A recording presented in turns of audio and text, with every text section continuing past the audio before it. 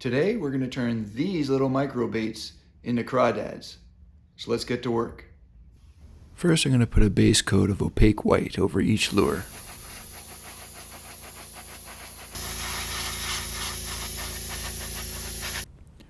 Next I go over each lure with detail orange.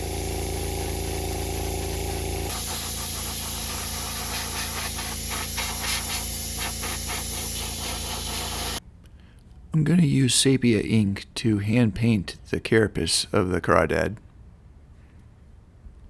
You could probably do this with a sepia or black pen. My hand appears to be a little shaky, so my lines aren't perfect.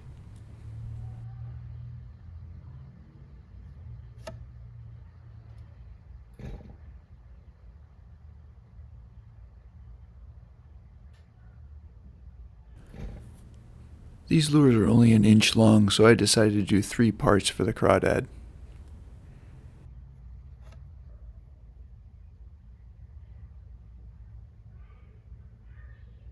For the second crawdad, I tried to go a little lighter with my lines.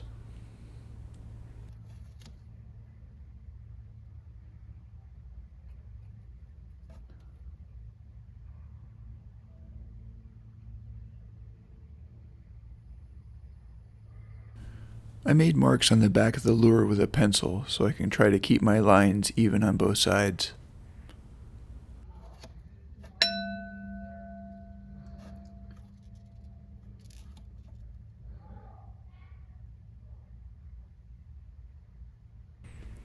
In my effort to make lighter lines, I think I actually ended up making them thicker.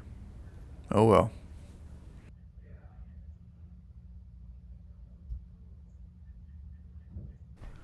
I'm adding 2 lines to the belly of the bait.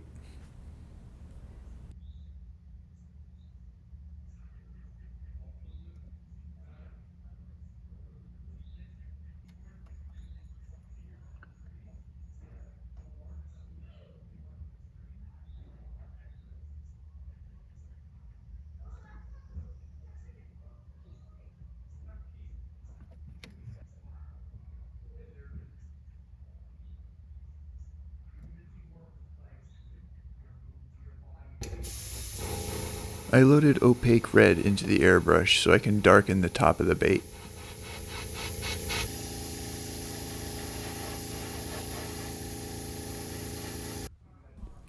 After cleaning out the airbrush, I add opaque black so I can darken the eyes.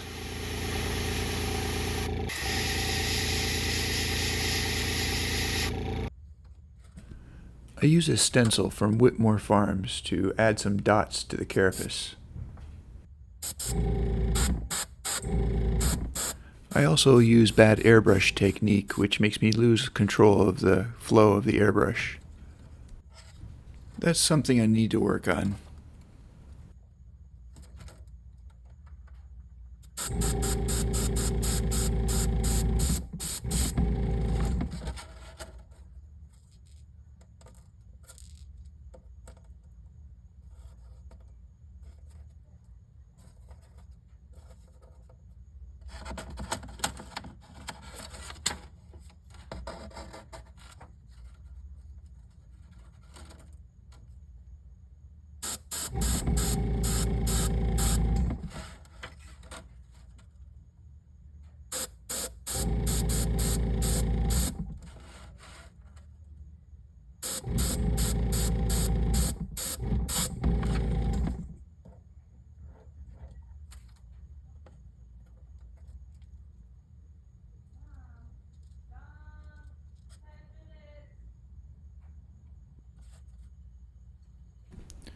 It's time to add the eyes, and these small lures were a bugger to get them on.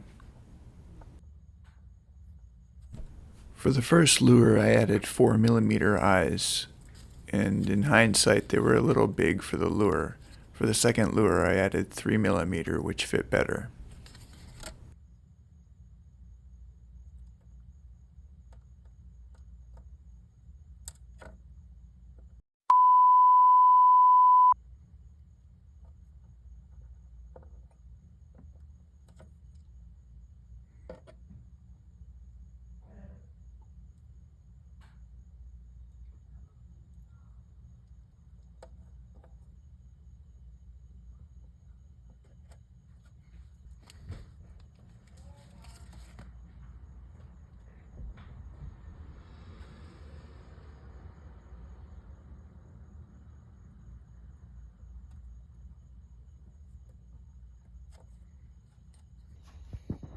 Time to set the lures up for the clear coat.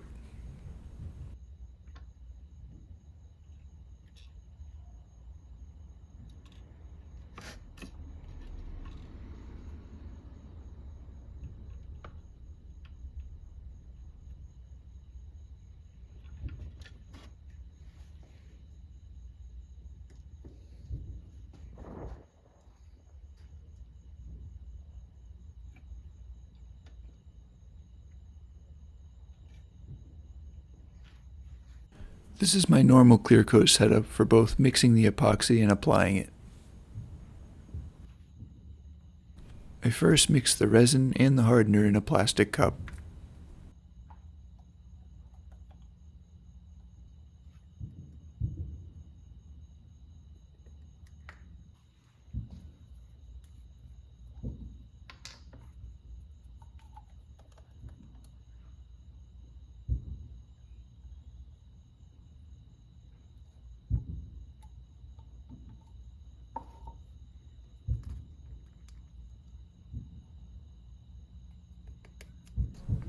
I try to mix it for about 5 minutes until the mixture is clear. I read somewhere that if you pour the mixed epoxy on aluminum foil, the bubbles dissipate quicker. While painting the epoxy on, I try to make sure it's as smooth as possible and that I get in all the nooks and crannies on the lure.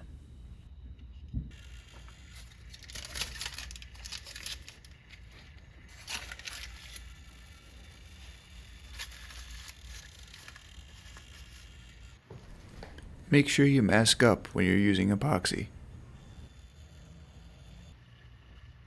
The lures will spin for 2 to 3 hours to ensure that the epoxy is no longer runny.